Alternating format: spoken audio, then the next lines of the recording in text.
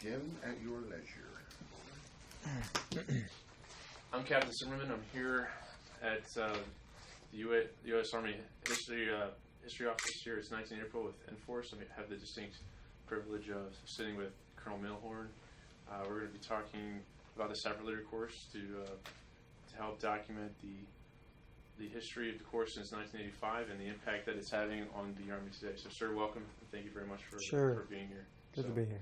If you don't mind, please just describe the Sapper Leader Course and how you first, came in contact with the course and your general background as well. Sure. Well, I guess let me start with the latter part first. My name is Colonel Jeffrey Milhorn. I'm currently the commander of the 130th Engineer Brigade in Schofield Barracks, Hawaii, where I have the responsibility for nearly 2,000 soldiers that conduct both combat engineering, construction engineering, dive operations, and geospatial operations throughout the Pacific AOR, as well as supporting the ongoing conflicts in Afghanistan, most recently in support of Operation New Dawn in Iraq, where I've had the privilege of training and deploying and then redeploying and reintegrating these forces to include sappers in Iraq, horizontal engineers in Iraq, and divers there based in Kuwait supporting operations in Afghanistan and in Iraq, and then currently have a clearance company operating in southern Afghanistan even today. Have commanded a special troops battalion, so again, path less traveled by a lot of engineers, supporting the 173rd Airborne Brigade, predominantly in Afghanistan as a maneuver commander, where we conducted route clearance operations, governance, economic development, as well as the ongoing efforts there. That was in 2007 to 2000, commanding 28 months and deploying for 15 months, 2007 to 2008. As far as my own personal experience, I attended Sapper Leader Course in 1992, so about 7 years after the course started. This was back before there was any other award other than a certificate of graduation or a certificate of completion, I think. And it was back when it was very much unit-based, where we were able to take, I think at the time, soldiers in the grade of E4, if not some waivers or promotees to corporal, to the course, and up to those that were normally within a platoon. Typically, you could not gut a platoon of leaders at the time, so it usually became a cohort of a separate divisional organization. And at the time, I was assigned to Bravo Company 307th Engineers. I was offered the opportunity by a company commander to take the majority of my E4s and above out of the platoon and bring them here to Fort Leonard Wood, jumping in with, again, majority of 307th Engineers, and conducting the course over the 4-week period of time. I found it exceptionally valuable at the time to be able to do so with unit leaders, because you were more apt to be able to assess their own capabilities, their strengths and their weaknesses, and see those exposed. And in the early 90s, this was, of course, after Desert Storm, where we are starting to see similar circumstances of the drawdown and less combat deployments. And so it gave, Sapper Leader Course gave the opportunity to many to be exposed to an environment that many of them had not been exposed to and wouldn't be for years to come. It kind of tested their mettle, if you will, and exposed them to a variety of unconventional demolition operations back then, which was pretty common, for the core curriculum.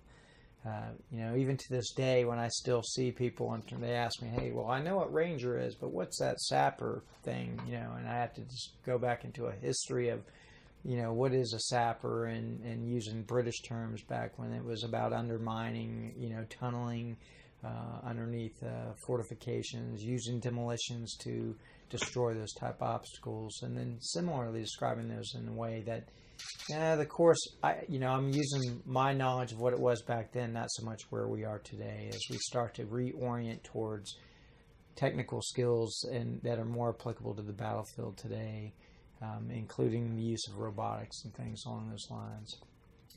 So, sir, what did you learn about your leadership style when you were at the course, and how did it affect your career in the future? By this time, I had the opportunity to, when I left what was then the officer basic course, I went to Ranger School. So I'd already been through a crucible event, if you will, of 62 days. Fortunately, nothing more than that. So I was one of the few that were able to get through that course. All right. So when I was offered the opportunity to go through as a Sapper leader, where in the environment that I was operating then in the 307th Engineer Battalion in the 82nd Airborne Division in the early 90s, I was already expected to arrive almost with a Ranger tab, and that anything that was tangible, on the uniform that gave you some bit of, what's the description we've typically used? Credibility with the infantry that we supported, and certainly within the unit. And it was, you were frowned upon if you didn't come out to that organization, and often put to the side. And so the opportunity to be given to go to Sapper Leader Course was kind of a bonus. It wasn't, again, there was no tab offered back then. It was a certificate. It was kind of a rite of passage. And yeah, if you went to that course and you didn't come away with a certificate of graduation, not just a certificate of showing up or whatever it was at the time, certificate of achievement, it was frowned upon. And so the leadership of, again, it was very personal because you knew the folks that were there. You knew, you got to, you invested yourself because you wanted to see your unit pass with a 75% graduation rate or something along those lines. So it was very personal, and you took a lot of effort, put it into your organization. It wasn't uncommon to have most of the junior officers and things that attended that course with their E4s carrying the radios as an RTO so that you could ensure that they would pass the patrolling phase by constantly whispering in their ear in terms of what they needed to do. You spin it forward to today where you can't even compete for a slot. It's now an ATAR selected course. Within our units, we train to go to these specialty courses like Ranger School and Sapper Leader Course, and you create an internal OML, but that doesn't guarantee the slots. And when the slots become available, then you try to send those that are at the top ranking based on usually their knowledge and their fitness. So it's lost a little bit of what I referred to as it was a small unit, but it was personal because of the way it was oriented back then. And how does that contribute to your leadership skills? Well, you learn about yourself. You learn about your soldiers. They understand how you operate, and they get to see you in that light of a crucible event. When things aren't going so well, and when the weather's not so good, a lot of emotion comes out, and you get to, everybody gets to learn more about themselves and their organization by that way. Today, I think it's kind of lost some of that. But for the young leaders, there's still a great expectation and desire to put themselves in those type courses. And, we constantly bicker, and even myself as I look at it. It's desired by the individuals to want to be part of that organization and to gain some of that instant credibility from having achieved that themselves. And now we've got to strive to, compete against slots that we're offering up to other services and things along those lines, even other MOSs that aren't engineer specific. And now we're going to assign, an additional skill identifier to maybe create that demand and hopefully, in my eyes, start passing, not only officers but NCOs from the courses into the course right away, so that they come to their organizations already having given that experience. It's frustrating. I don't like the way it is right now. I have. We'll see what happens. What would your recommendation be, sir? Because I guess as the course started, they were able to send the cadre of entire companies, but after time, I guess by the time that you went to the course, there are probably leaders in those platoons that have been in the course multiple times, and we probably didn't need to do that. Therefore, we sent multiple number of soldiers from the same battalion, which my understanding is what it was like when you were there. Oftentimes, yeah. I mean, I've known several people that went a couple times because they were offered that opportunity to go through with their units and things. No, it doesn't need to be that way now, just given where we are. Yes, I would still like to see the unit opportunity, but given the situation that we're facing today, and yes, as combat operations start to come down, that may free us up to do more of that. There's no way that we could gut units right now, even with the ongoing OCO or Overseas Contingency Operation requirements, that we could strip everybody away to send them, unless of course, you knew that they weren't going to patch in the next 18 to 24 months, and then maybe there's an opportunity. I want to see what we're doing with leaders.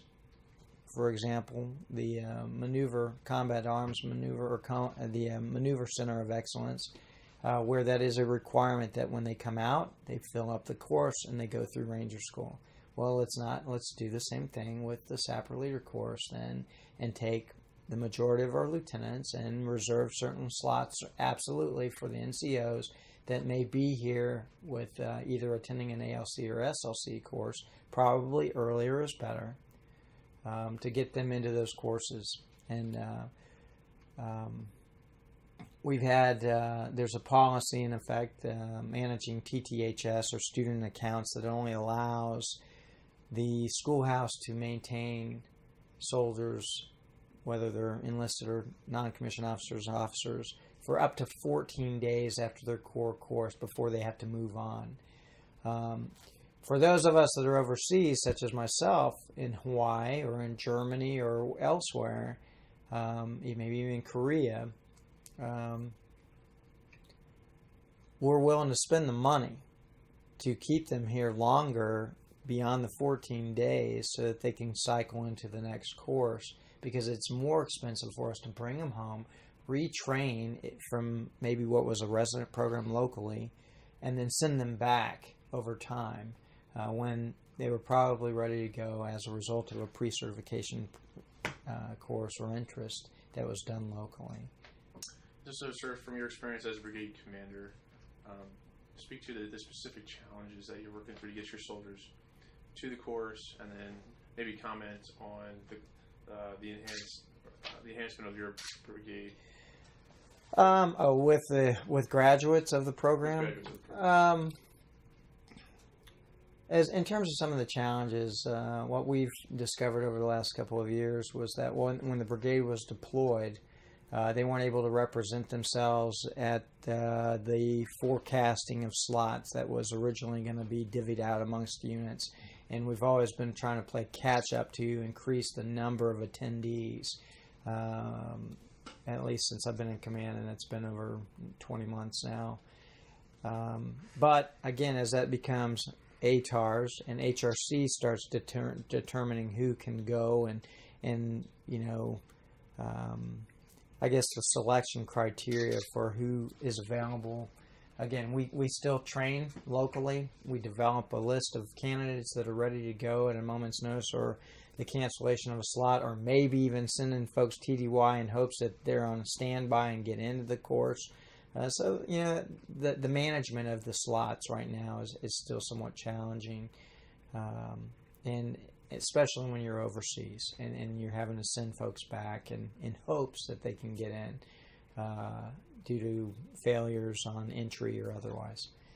As far as the tangibles, well, there's a lot of intangibles. I mean, it comes to anybody that they come in. I mean, people, whether they mean to or not, tend to still look at somebody's left shoulder to see, okay, well, have they proven themselves in a series of schools and courses and things. That doesn't necessarily mean anything until they've been put into a position. And I have not, and nor can I at this point in time, say, hey, you know what, I'm going to put all my sappers and my rangers in the sapper company, and none will go to my construction companies or my dive companies or anything like that. I can't.